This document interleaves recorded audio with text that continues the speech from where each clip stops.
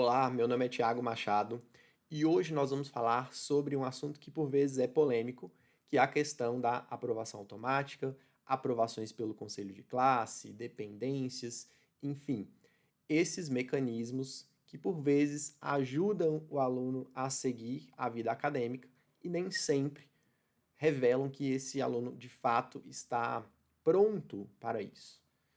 Eu, assim como outros professores com quem eu convivo, acho particularmente que muitos desses mecanismos prejudicam a nossa educação, principalmente quando é imposto pelo sistema, como é o caso das aprovações automáticas.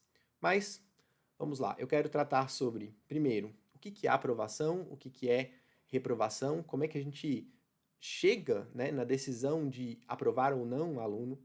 Depois, quero comentar um pouco sobre a hipocrisia que existe na fala de alguns professores, nem sempre uma hipocrisia consciente, às vezes é mais por inocência que isso acontece, às vezes é mais também para querer se livrar de um problema, mas acaba existindo uma hipocrisia e eu quero expor aqui essa questão para que justamente se for o seu caso de ser uma inocência, de não perceber onde está essa hipocrisia, você mude a sua conduta.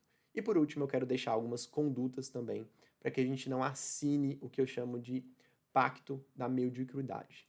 Da mediocridade, quase não sai. Que é justamente você chancelar a liberação, né, a aprovação de um aluno que não tinha condições de passar, porque houve uma falha ali no seu sistema de avaliação. Então, primeiro, o que é aprovação? A gente primeiro tem que olhar para essa palavra que parece muito comum e entender o que ela significa. A partir da hora que eu estou aprovando um aluno, eu estou chancelando o conhecimento dele naquela área. Então, se eu sou um professor de física, que é o meu caso, por exemplo, e eu deixo aquele aluno passar para o ano seguinte, ele obtém uma nota para aprovação, ou que eu aprove ele pelo conselho de classe, eu estou chancelando, dizendo que aquele aluno, ele obteve um rendimento suficiente para que ele possa continuar os estudos. E não só isso, que ele conseguiu, dentro daquilo que eu ensinei, ter um aproveitamento satisfatório. Então, veja bem, deste ponto de vista, eu preciso, primeiro, garantir que eu não vá ser leviano num conselho de classe, por exemplo, que se o aluno não atingir uma nota, ele e eu decida que ele pode progredir, que isso não seja feito de forma leviana e que também não aconteça de um aluno atingir a média por meio das minhas avaliações e que não reflita aquilo que ele de fato aprendeu. E aí, eu quero trazer o seguinte aspecto da avaliação do processo. Em geral, a gente não olha, pelo menos o que eu conheço, né, dos professores, e eu já fui dessa forma, a gente não olha com carinho devido para a avaliação no seguinte âmbito: será que esta avaliação, né, o resultado que eu vou obter dela, de fato vai refletir aquilo que o aluno aprendeu? E na maioria das vezes isso não acontece. E eu vou te mostrar agora como que um aluno consegue passar a vida acadêmica dele inteira sendo aprovado sem saber nada. Vamos lá, faça a seguinte simulação. Vamos supor que em determinada escola a média seja 6 e que desses 6, metade seja de prova e metade seja de trabalho ou coisas assim. E vamos supor que, bom, se esses trabalhos forem feitos em casa, que esse aluno de 5 ele consiga 4. Ele se preparou, ele fez, às vezes colou lá do chat GPT, algum colega fez o trabalho e ele ficou com 4. Então ele já tem 4, para ele tirar 5, falta um ponto. Se ele for para a prova e na prova, por exemplo, eu tiver só questões de certo e errado, se ele não souber nada, ele passa. Então, veja bem, se o trabalho que eu passei não for muito bem arquitetado para avaliar aquilo que eu de fato gostaria, este aluno vai ser aprovado sem saber nada. Ele não fez nenhuma demonstração de conhecimento para você e ele vai passar. E você vai chancelar esta aprovação para ele. Então, uma coisa que a gente precisa sempre pensar é: a minha avaliação, ela é um instrumento capaz de me dar dados suficientes para dizer que esse aluno ele aprendeu aquilo que eu gostaria, que ele atingiu aqueles objetivos de aprendizagem que eu elenquei, se é que eu elenquei, porque isso também é um ponto importante, mas aí a gente pode falar com um pouco mais de profundidade em um outro vídeo, mas eu preciso ter um mínimo de coerência entre o resultado que eu obtive no final, entre aquele número, que por muitas vezes é isso, é um número, e a aprendizagem de fato. E aqui eu estou falando de educação baseada em evidência. À medida que eu começo a trabalhar baseado em evidência, o que é trabalhar baseado em evidência? De forma aqui bem rápida. É você mostrar, né, você, digamos, dizer que o aluno tem condições de aprovação com base em dados, com base em algo que você avaliou. Então, se foi uma prova, se foi um trabalho, que aquele trabalho tenha um lastro em relação à aprendizagem. Ou seja, o aluno te dá evidências de aprendizado. Isso é uma parte do que eu chamo de trabalhar baseado em evidências. Você tem evidências da aprendizagem, ou não, né, ou da não aprendizagem, e a partir desses dados você direciona o seu processo pedagógico. Não só em relação à aprovação e reprovação, o assunto que nós estamos tratando é esse, mas também em relação ao que você vai fazer durante o andar do processo. Mas no caso que nós estamos falando aqui, que seria aprovação ou reprovação, é você ter dados suficientes para que você chegue ao fechar as notas ou num conselho de classe e você tenha elementos para dizer com mais certeza. É claro que não tem como a gente dizer com total certeza, porque a aprendizagem ela é um fenômeno complexo, mas que você tenha pelo menos dados que tenham um lastro com a aprendizagem. Então veja, primeira coisa, nós precisamos entender o que é aprovação, como que eu faço, quais são os instrumentos que eu utilizo para dizer se há uma aprovação ou não, se há condições ou não. E para isso, para que eu tenha esses instrumentos, eu preciso trabalhar com objetivos bem identificados, com indicadores bem estabelecidos, e com isso eu estou trabalhando baseado em evidências. Eu não estou sendo leviano nas minhas decisões em relação a determinado aluno. Entendido isso, vamos passar para a parte mais polêmica. Por quê?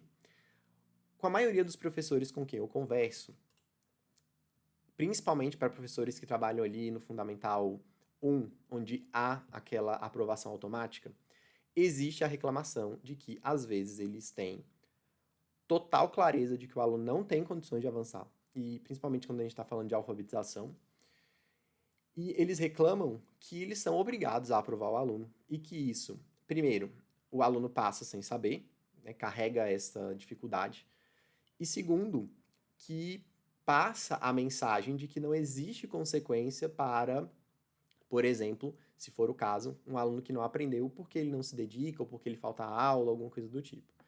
Então passa a mensagem de que está tudo certo, não existe consequência para um mau comportamento. Ok. Então, para professores de Fundamental 1, isso é muito claro. E à medida que isso vai acontecendo, que essas aprovações automáticas vão acontecendo, a revelia da nossa vontade, esses alunos vão atingindo níveis maiores de educação. Então, por exemplo, chega no Fundamental 2, e o professor do ensino Fundamental 2 já olha para aquela situação que está ali e ele pensa, cara, esse aluno não tem pré-requisito nenhum. Ele veio do Fundamental com um monte de deficiências acadêmicas e ele não tem condições. O que aconteceu antes de mim e chegou nessa situação?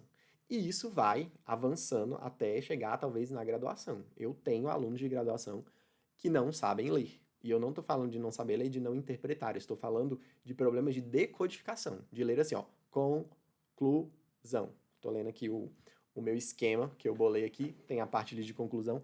Então, um aluno que lê por sílaba, isso acontece. E a nossa pergunta tem que ser, como que isso acontece? Como é que passa por tanta gente e chega dessa forma?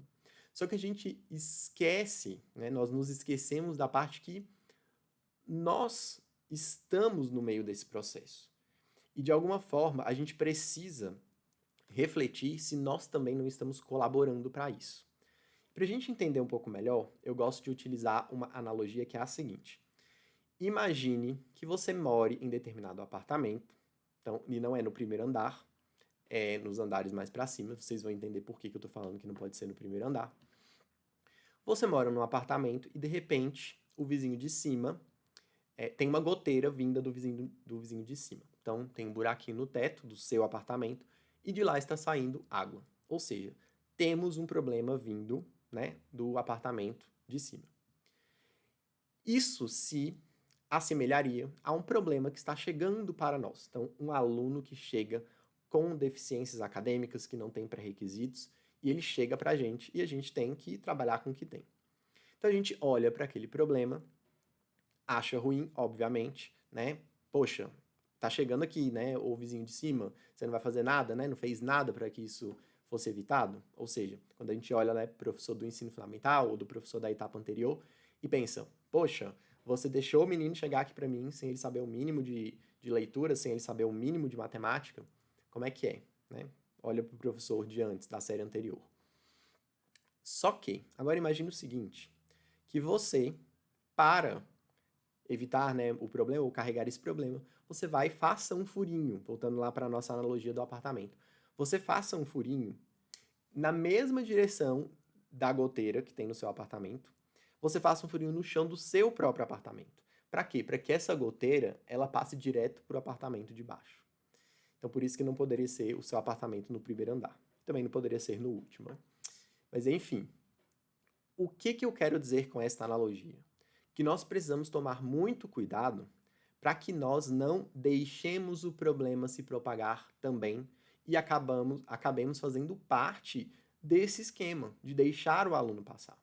Passar e passar e passar, até que vai chegar uma hora que vai ter um professor que vai olhar para isso e ele falar, cara, esse aluno não sabe nem ler. E acontece demais comigo. Como é que este aluno passou em português? Como é que este aluno passou nas disciplinas que demandam escrita? Porque ele não sabe escrever, ele não sabe se expressar. E muito provavelmente o que aconteceu é que ele não precisou se expressar na escrita. A prova era toda de marcar X, ou a prova era toda de marcar de certo e errado. Ou ainda, a prova até era de escrever, porém, o aluno fez um trabalho, o trabalho valia uma determinada quantidade de pontos, ele conseguiu e passou. Então, assim, porque mesmo que o professor perceba que o aluno não sabe escrever direito, como é que depois ele reprova o aluno se o aluno tem nota? Tem nota num trabalho que foi passado.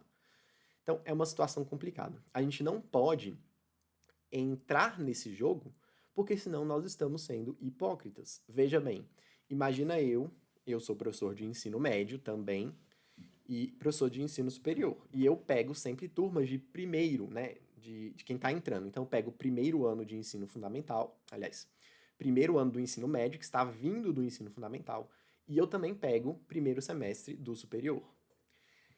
Quando eu olho para os alunos que estão chegando, o que eu penso, né? Quando eu faço ali a minha primeira avaliação diagnóstica? Cara, como que esses alunos conseguiram chegar aqui?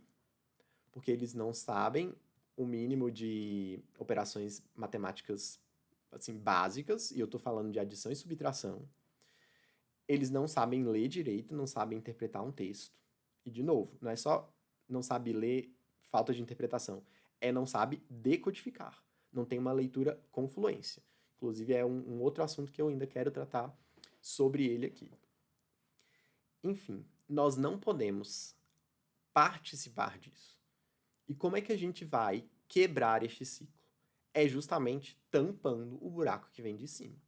Infelizmente, a gente não vai poder brigar com o professor da série anterior. Seria bom se pudesse, né? Se a gente tivesse dentro do nosso sistema educacional algum tipo de mecanismo para poder medir, né, a eficiência de como foi feito o trabalho, de não ter essas aprovações automáticas ou coisa do tipo. Mas enfim, a gente não pode abastecer este sistema. E não só ensinando aquilo que o aluno não sabe, e aí tem aquela coisa, né? Ah, eu não sei alfabetizar. Ah, eu não sei habilidades básicas de matemática. Mas a gente consegue, às vezes, indicar para o aluno que ele procure alguém, ou a gente tenta, né, num horário de plantão, com o monitor, alguma coisa. Leitura, por exemplo, a gente pede para que ele escute, vou abrir um parêntese aqui, algo que melhora a leitura? Você pede para o estudante, indica para ele, por exemplo, uma poesia, e esse estudante ele precisa ler essa poesia acompanhada de um áudio. Então a gente acha no YouTube várias pessoas fluentes lendo poemas, e o aluno ele pode fazer isso com frequência, e isso vai melhorar a fluência dele.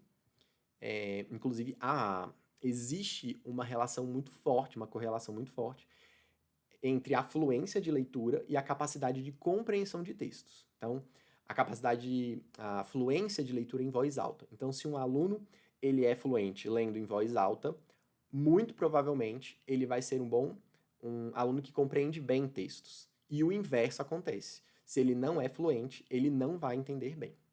Então, fechando aqui o parêntese, né? Que eu estava falando sobre você ensinar o aluno quando ele não sabe. Agora, o que eu acho mais grave não é nem você não ensinar, talvez, o aluno, né? Porque às vezes falta um pouco de orientação, a gente não sabe o que fazer.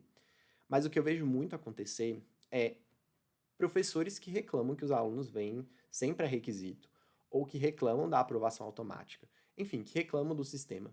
E aí chega na hora de um conselho de classe, ele simplesmente age da mesma forma. Ele não age com critérios de aprovação. Ele age simplesmente de uma forma emocionada, né? Decide o caso do aluno por uma questão totalmente subjetiva. É óbvio que eu não estou falando que a gente não deva considerar situações que não são objetivas. É claro que nós temos que considerar. Porém, quando a gente está falando, como eu disse antes, a gente precisa definir o que é aprovação. A partir do momento que eu estou falando que o aluno tem condições de passar para a série seguinte, eu tenho que dizer isso baseado em alguma coisa. Não pode ser simplesmente baseado num achismo, não pode ser simplesmente baseado numa pena que eu estou do aluno de reprovar, porque existe muito isso. Ai, coitado, vai atrasar um ano da vida dele. Quando, na verdade, muito provavelmente, talvez atrase a vida dele todinha se ele passar de ano. Né? Se ninguém olhar para aquilo ali, para aquele problema que está acontecendo. Enfim, o que eu quero dizer é que nós precisamos de elementos objetivos também para dizer se aquele aluno ele tem condições de avançar para o próximo ano, ou se nós estamos abrindo um buraco no chão para que a goteira comece a passar para o professor que vem do ano seguinte, né, para o apartamento de baixo. A gente precisa tomar este cuidado. E a partir do momento que nós começamos a não levar isso em consideração, a, por exemplo, ir para um conselho e o aluno está muito próximo da média, então passa. O aluno está no terceiro ano, não pode reprovar o terceiro ano. E não passa a considerar uns critérios de ele tem condições de avançar ou ele ainda apresenta deficiências e precisa de mais um ano. Porque quando a gente, por exemplo, se nós formos o professor de novo no ano seguinte, a partir da hora que a gente aprova ele sem saber, de que, ele não vai, deixa ele passar, nós estamos dizendo que ficar mais um ano conosco é inútil. E assim, pode até ser que para alguns professores seja mesmo, que eles não vão olhar para aquele problema e tentar resolver. Agora, sendo um professor dedicado, esforçado, atento, se o aluno fica mais um ano com você, a expectativa é de que ele melhore, que você vai intervir naquela questão ali dele, né?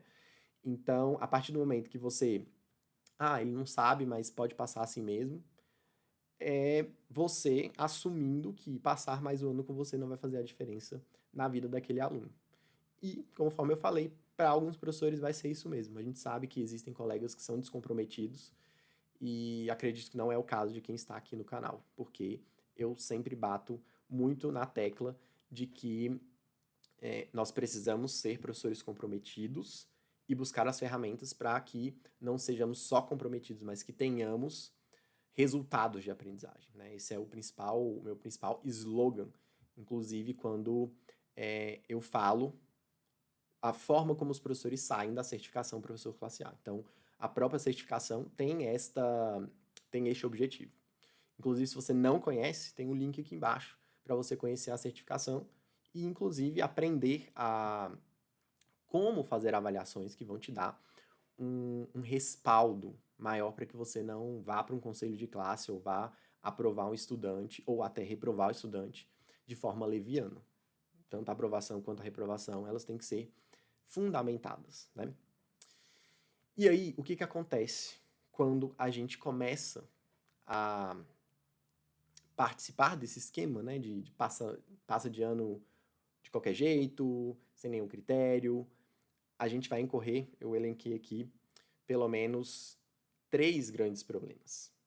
Primeiro é que aquele professor que tem o comprometimento de fazer uma boa avaliação, que ele não pega só as questões da internet e coloca lá um monte de questão de certo e errado para facilitar a vida dele, é quando ele vai para um conselho de classe, por exemplo, e apresenta que um determinado estudante não tem condição de passar, e o conselho passa por cima dele, né, não leva em consideração o que ele está falando, aquilo que ele está mostrando, e não simplesmente achando.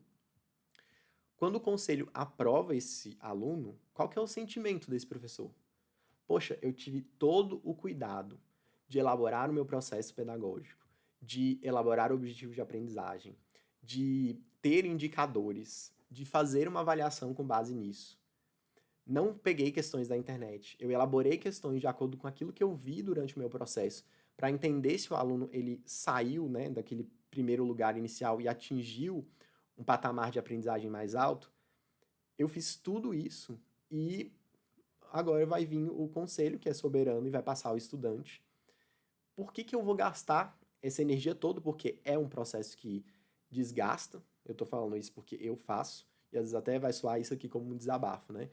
É, dá trabalho para que você chegue no final e simplesmente isso seja jogado fora. Então, o primeiro ponto é esse. O professor que faz o trabalho direitinho, ele se sente desvalorizado, desmotivado, né?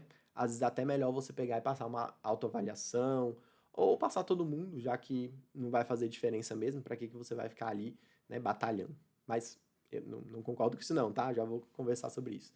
É, então esse é primeira consequência, é desmotivação do professor que é dedicado.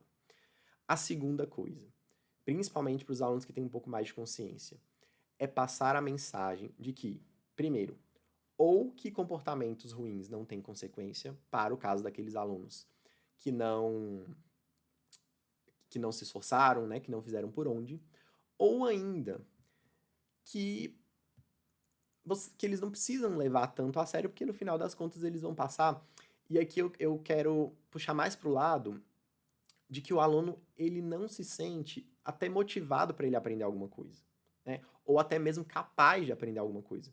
Porque se toda vez ele precisa de uma ajuda para passar de ano, significa que ele é incapaz. Poxa, ninguém, eu não dou conta de passar, mas vai vir alguém aqui no final das contas e vai me empurrar, vai fazer por mim. Por quê? Porque eu sou uma pessoa incapaz. Então, passa essa mensagem ruim para os alunos também. Isso acaba prejudicando a formação do próprio caráter do estudante.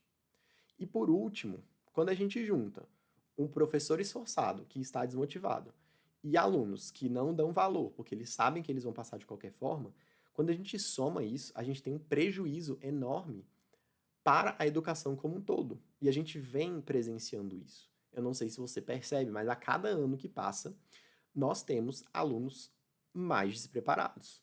Nós temos alunos que não sabem muita coisa, que não sabem de nada. Então, que chegam, né, ao ensino superior sem saber ler. Falha, inclusive, da nossa prova de seleção, né, que é o Enem. Mas, enfim, nós não podemos abastecer esse sistema.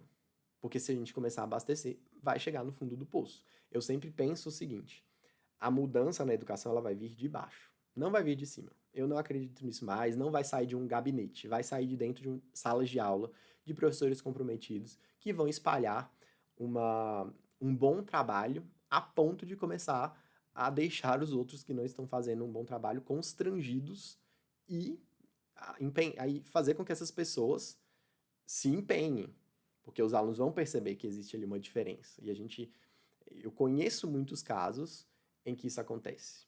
Não falo nem no meu caso, mas alunos da certificação, por exemplo, que começam a aplicar e de repente começam a se destacar um pouco e os alunos começam a comentar com um professor ou outro e eles começam a já ligar as antenas. Tem alguém fazendo uma coisa que está funcionando ali, eu não vou ficar para trás, porque senão os alunos vão começar a notar. Então, enfim, eu acho que a mensagem ela se espalha. E o meu objetivo, ao vir para a internet falar sobre isso, é justamente começar um trabalho de baixo, começar do pequeno. Eu ajudo uma pessoa, essa pessoa fala para alguém, inclusive, já aproveitando, se você conhece um outro professor que é comprometido, um professor que quer parar de ser somente um professor dedicado para ser um professor classe A, um professor de alta performance, não deixe de encaminhar esse vídeo depois. Inclusive, já deixa o seu like aqui, porque a gente espalha o conteúdo para outros professores também. E se inscreva no canal.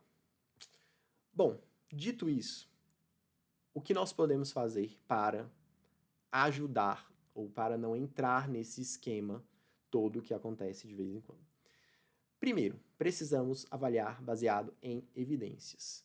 Então, um professor comprometido, ele precisa saber avaliar de forma que a sua avaliação ela seja um reflexo da aprendizagem real. A gente não aprende a fazer isso na faculdade. Só que o próprio exercício de elaborar a prova pode te ajudar nesse sentido. Então você olha para aquela questão e pensa: para o meu aluno responder isso daqui, ele vai precisar pensar ou ele pode simplesmente chutar? Ou ainda, olha para a sua prova como um todo. Cara, minha prova só tem questão de certo e errado. Se o aluno chutar tudo, sem ler nada, a chance dele acertar metade é muito grande. Então, pode ser que eu precise mudar o meu esquema de avaliação. Eu, por exemplo, não adoto questões de certo e errado na minha prova.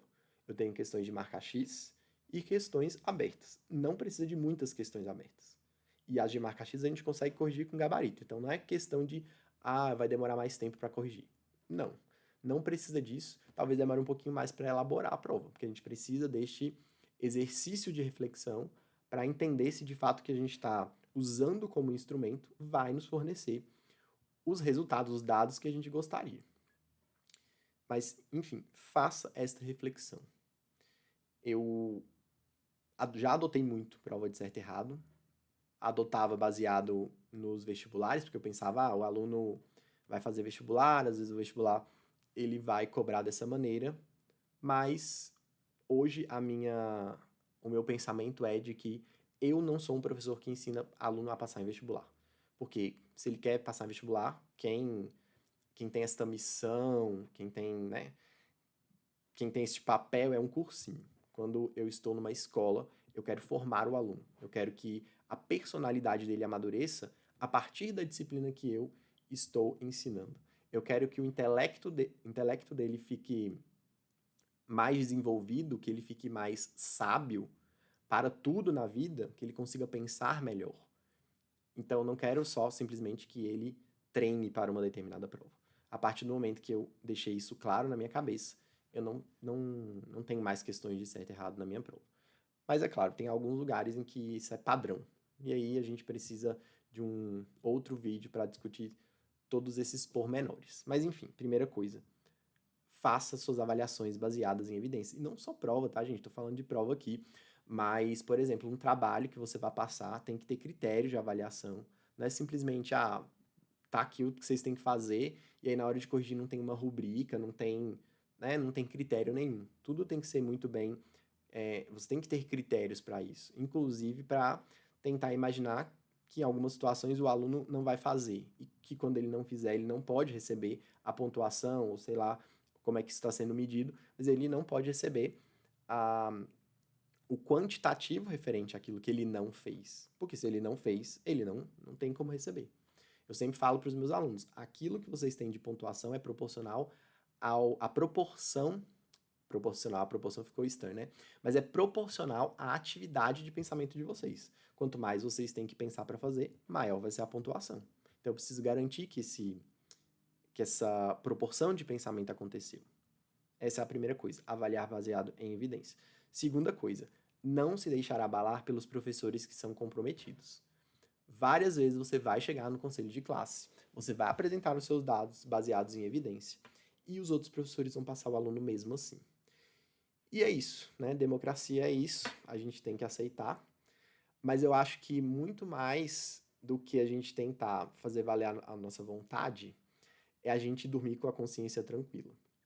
Eu antes ficava mais calado, eu não falava, mas eu acho que a partir do momento que a gente começa a expor algumas coisas, Isso acaba colocando alguns que não estão tão desleixados assim para pensar, poxa, esse professor aí, ele tá me trazendo dados relevantes, ele não tá falando isso da cabeça dele, ele não tá julgando, né, ele não tá, não é julgar a palavra, mas ele não está falando sobre o aluno de uma forma afetada ou emocionada. Ele está trazendo dados, né, que podem ser casados sim com uma situação social do aluno, uma situação particular, mas que não é uma coisa simplesmente emotiva, vinda dos afetos.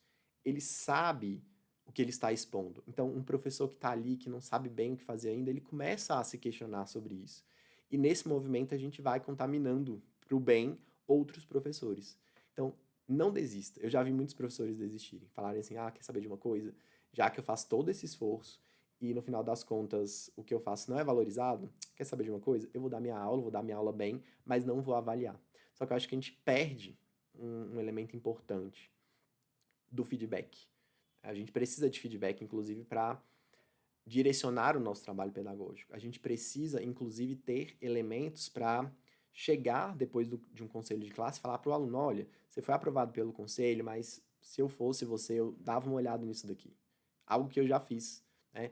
O aluno aprovado no conselho de classe não passou comigo, tinha problema de leitura e eu fui bem honesto. Falei: olha, não deixe de ir atrás disso. Eu gostaria muito de te ajudar com isso ano que vem, porém, não vai ser dessa forma. Se você quiser vir aqui também, eu te ajudo, mas não deixe isso para lá, porque isso vai te prejudicar. Então, que você tenha até essa clareza para dar um feedback para o aluno. E por último, reflita sempre sobre o seu processo de avaliação. Se você não está, mesmo que inconscientemente ou até por uma boa intenção, atrapalhando as coisas, atrapalhando o desenvolvimento do aluno, dizendo para ele que ele aprendeu sem que ele de fato tenha aprendido, iludindo o aluno no final das contas. Que se a gente for ver, pode parecer assim meio pesado, mas no duro da cebola, isso é desonestidade. É ser desonesto. Quando você fala que alguém aprendeu sem a pessoa ter aprendido, você está mentindo para ela. Então, eu tenho um valor grande, eu acredito que todo mundo que está aqui também tenha, porque se a pessoa é dedicada à profissão, provavelmente ela é vocacionada, ela é bem intencionada, o valor da honestidade, da justiça. Isso, inclusive, tem a ver com o que eu chamo de posicionamento docente, a gente ter clareza sobre esses valores que nós temos. Então, se dentro do nosso posicionamento como professores cabe o valor, né, a virtude da justiça, da honestidade, isso tem que valer para todas as circunstâncias. Do primeiro ao último dia do ano, né, do primeiro dia de aula com aquele aluno até o dia que ele se forma, ou o dia que ele vai para uma série na qual você não vai estar mais. Então, reflita sobre isso. Seja coerente com aquilo que você prega, né, com a postura que você passa para os estudantes. Então, vimos o que significa aprovação. Vimos também o pacto da mediocridade, né, a goteira que a gente precisa não deixar passar para o apartamento de baixo, já que chegou na gente. E por último, vimos que nós temos consequências a respeito desse sistema de aprovações automáticas, aprovações pelo conselho, e eu ainda não falei sobre os outros mecanismos, né? Que a gente hoje ainda tem independência, recuperações bimestrais, um monte de coisas que, ao meu ver, são simplesmente para ajudar, porque vamos combinar uma coisa? O aluno não aprendeu durante o bimestre, aí ele vai fazer uma prova de recuperação bimestral para recuperar 2 meses. Eu não acredito nisso. Depois você me conta aqui embaixo se você também pensa dessa forma. Eu não acredito nisso. Eu acho que não é muita ilusão você achar, a menos que o aluno tenha tido algum problema pontual ali, achar que ele vai recuperar mesmo o conhecimento neste tempo. Para mim, não vai. Afinal de contas, quando eu vou planejar as minhas aulas, eu planejo um processo que dura um tempo e que demanda o amadurecimento do estudante em relação a determinado conceito, em relação a determinado pensamento. Inclusive, ajudo esse estudante durante esse processo. Mas acontece, alheia à minha vontade, de ele chegar no final e não ter aprendido. E ele vai me dar esse feedback. Eu preciso saber disso para talvez ajudá-lo no próximo. Agora, se isso vai resolver com uma prova ou com um trabalhinho, para mim também não acho que é desse sentido. Eu acho que também vai acabar beirando a desonestidade. Enfim, dei algumas alternativas para que você não entre, não assine este pacto que eu mostrei aqui. E a grande mensagem que eu quero deixar aqui para você é que quando a gente é um professor dedicado, a gente tem que ter o compromisso com a aprendizagem real e não simplesmente com um passar e não passar de forma leviana. Eu preciso entender se o meu aluno aprendeu.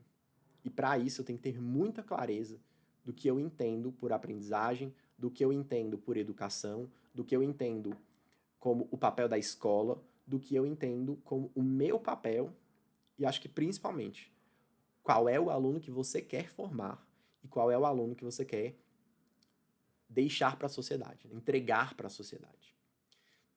E é então isso que eu quero deixar para você. Pense qual é o aluno que você quer entregar para a sociedade e se esta concepção que você tem, ela está ligada com uma aprendizagem real, busque maneiras de você fazer avaliações coerentes e, obviamente, a partir delas, ajudar este aluno a chegar mais perto deste ideal que você pensa como um estudante que deve sair da sua sala de aula melhor do que ele entrou. Obrigado, é isso. A gente se vê no próximo vídeo. Até lá!